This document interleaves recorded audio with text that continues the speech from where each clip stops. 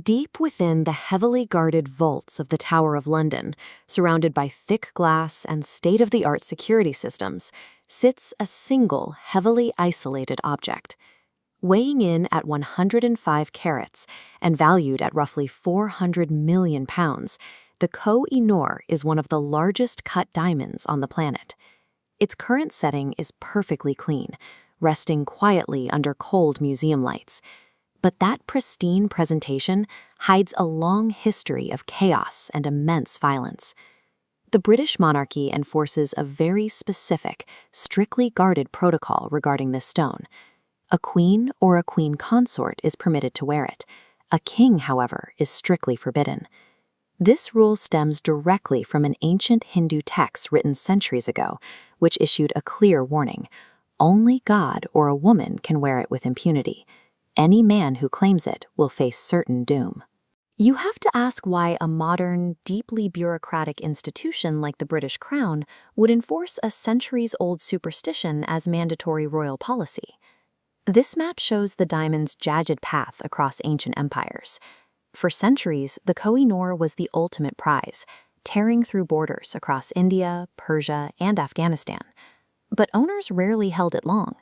Rulers were routinely poisoned by their families, overthrown, and locked in dungeons. The violence was extreme.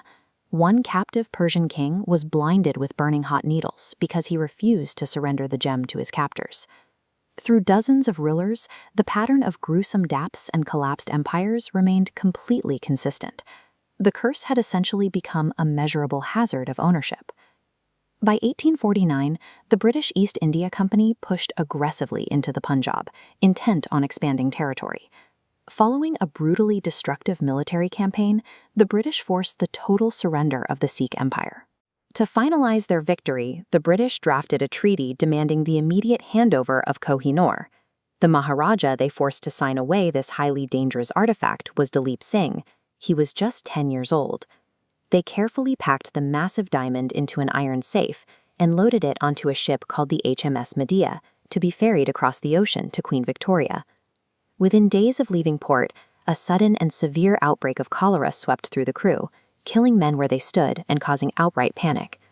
After the outbreak, the ship sailed directly into a massive, violent storm that battered the wooden hull and nearly tore the vessel entirely to pieces. By the time the Medea limped into port, the surviving crew had abandoned all logic. They reported back to the Crown that the stone was actively, undeniably malicious. Queen Victoria took possession of the diamond and reviewed the disastrous voyage, alongside the massive, centuries-long list of assassinated kings who had owned it before her. She decided to take the threat seriously. The Crown established a strict quarantine protocol to permanently shield her male heirs from the diamond's influence.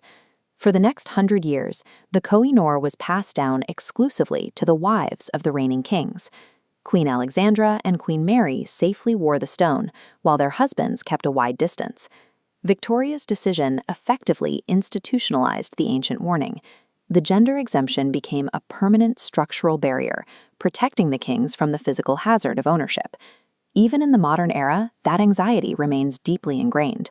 During the recent coronation preparations for King Charles III, the diamond became a massive point of concern. Queen Camilla made the highly unusual decision to break completely from royal tradition, flatly refusing to have the Koh-i-Noor placed in her crown. The historical toxicity attached to the diamond has made it totally unwearable. The prize that once dictated the fate of empires now sits completely isolated in a glass cage, locked away in the dark.